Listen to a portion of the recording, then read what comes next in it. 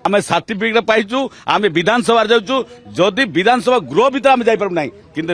विधानसभा परिसर भीतर तो आम अगणा भीतर तो आम रही पारि किंतु आमको ये माने अधिकार को आम अधिक गणतंत्र संविधान रे आम लोकप्रतिनिधि जो अधिकार को ये क्षीण करा जाउची आ गणतंत्र प्रति हत्या करा जाउची दिन दीपर रे कोन कहबे जो आपन घर भीतर आपन छोड़ा जाउ नै ता किपर देखुछन मात्राधिक ये सरकार निर्भरशील होती पुलिस लगाई पुलिस लगाइबार निर्भर आज पुलिस सहारा आई आज लोक सहारा ही ना ये सरकार को आज जनसाधारण ओडिशा जनसाधारण को सहारा नहीं वर्तमान गोटे अच्छी पावर रे अछंती जोर जबरदस्त पुलिस लगे जो दिन दीपटे आम लोक प्रतिनिधि मान को रखा जाउची एटा दुर्भाग्यजनक अति दुर्भाग्यजनक ये बड़ी इतिहास रे ओडिशा रे एभली इतिहास रे केबे हेई नथिला सस्पेंड करे आपन को छडा जाउना आगुर तो छडा जाउतला एबे काई छडा जाउन सर आगुर अनेक लोक सस्पेंड हेतिला बेले से गृह रे जाई परतले माने गृह भीतर जाउ नथिले किंतु आपन अता भीतर पसुतिले किंतु आमे ये 14 जन नारी मान को सुरक्षा कथा कहलु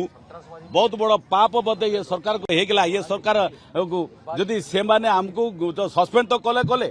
वर्तमान आमे आम विधानसभा परिसर भितर फसवा आमको प्रतिबंधक करा जाउची जोटा दिन दीपर रे गणतंत्र के डेमोक्रेसी ऊपर हत्या करा जाउची विरोधी दल ऊपर आपण विरोधी दल अछंती बीजेडी मध्ये अछि आपण विरोधी दल ऊपर आपण दी जण भितर टणा उठरा चलची नहीं नहीं आम कौन विरोधी दल घोषणा उठा नहीं से माने विधानसभा भितर आम कथा उठाउचंती आमे विधानसभा बाहर आमको आमर जो संविधान को बा आम अधिकार को क्षीण करा जाउची कला मुखा और अपारगतार जो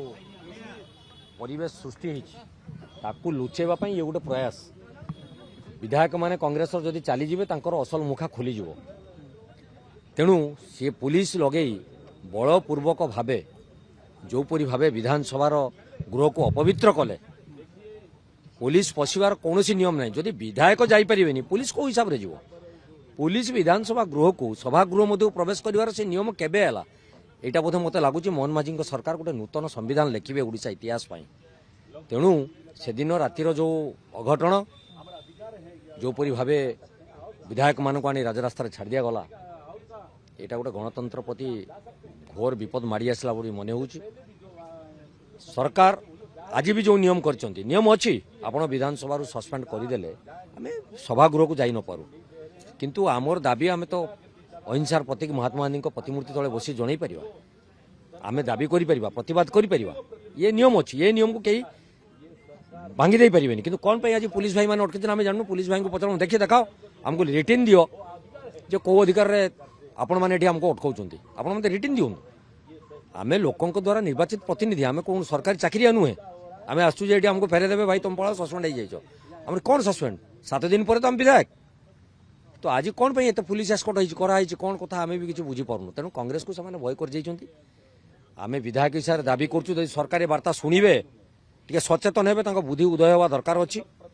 जो पुलिस बंधु मान खरा तरार छेड़ा करके आमको विदा करने व्यवस्था कर कम से कम राज्य में जो आईन श्रृंखला परिस्थिति भुशुड़ी जाती पुलिस बंधु मान लगे नारी मान सुरक्षा महिला मान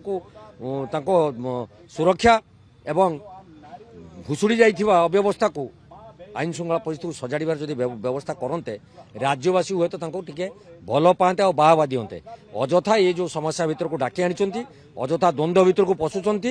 एथिरे केबे कांग्रेस नीरव रहिबो नाही आगामी दिन में पुणी आंदोलन करियार व्यवस्था से सृष्टि कर किसी विशृंखला भाई नाही आम हाथ टेकी दौचु आपण मैंने देखु कौन अस्त्र शस्त्र नहीं आसु गोटे मोबाइल टे अच्छी छड़े ने विधानसभा भीतर गले से छड़े नौ कारण ताकर असल मुखा गाड़ी दौरान धक्का मारिया को आसुँच फटोटा उठीज ना राति अधिया पुलिस नहीं उठे दौरान ये जो सब गोटे बेपार चलते से डरी आम पाखे किसी अस्त्र शस्त्र ना आम तो सन्तासवादी नुहति मु तो अशोक दास समस्त जानते मुझे अशोक दास मुझे विधायक बासदेवपुर विधायक तेणु मोर परिचय कौन दरकार कि मत अटकेबार अच्छी कि भल मंद करार अच्छे तेणु सी डरी काले मैंने पशिगले पुणी आ राज्यवासी ताती उठे कि ପୁଣି ତାଙ୍କୁ ଘେରି ପକେଇବେ କି ଏସବୁ କଥା। ତେଣୁ ସରକାରଙ୍କ ଟିକେ ପାଗଳାମି ଯୋଉ ଅଛି ସେ ଭଲ ହଉ। କାଲି ତ ଆମେ ଶିବଙ୍କ ପାଖରେ ପ୍ରାର୍ଥନା କରିଛୁ, ଜଗନ୍ନାଥଙ୍କୁ କହିଛୁ। ଆଜି କ'ଣ ଆପଣଙ୍କ ଗାନ୍ଧୀ ମୂର୍ତ୍ତି ତଳେ ଧାରଣାରେ ବସିଥାନ୍ତେ ନା? ନିଶ୍ଚିତ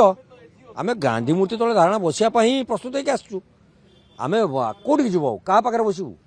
ଆଉ ନହେଲେ ପୁଲିସ ଭାଇଙ୍କ ପାଖରେ ବସିବୁ, ଏଠି ଆଉ କ'ଣ କରିବୁ? ଅନ୍ୟାନ୍ୟ ବିଧାୟକ ମାନେ ଗଲେ କୁଆଡେ ଆଜି ମଧ୍ୟ ନାରୀ ଦର୍ଶନ ହୋଇଛି ଓଡ଼ିଶାରେ। ଅନ୍ୟାନ୍ୟ ବିଧାୟକମାନେ ବିଭିନ୍ନ ଉପାୟରେ ବିଭିନ୍ନ ଇଲାକାରେ ଯେଉଁ ଦଳ ନିଷ୍ପତ୍ତି ନେଇଛି, ଜିଲ୍ଲା ଠାରୁ ବ୍ଲକ ଠାରୁ ପଞ୍ଚାୟତ ପର୍ଯ୍ୟନ୍ତ ଏ କାର୍ଯ୍ୟକ୍ରମକୁ ବ୍ୟାପକ ଭାବେ ଲୋକମାନଙ୍କ ସଚେତନ ପାଇଁ କରାଯାଉଛି ଏବଂ ସେମାନେ ସମସ୍ତେ ବର୍ତ୍ତମାନ କାର୍ଯ୍ୟକ୍ରମରେ ବ୍ୟସ୍ତ ଅଛନ୍ତି। କେହି କୁଆଡ଼େ ବସି ନାହାନ୍ତି।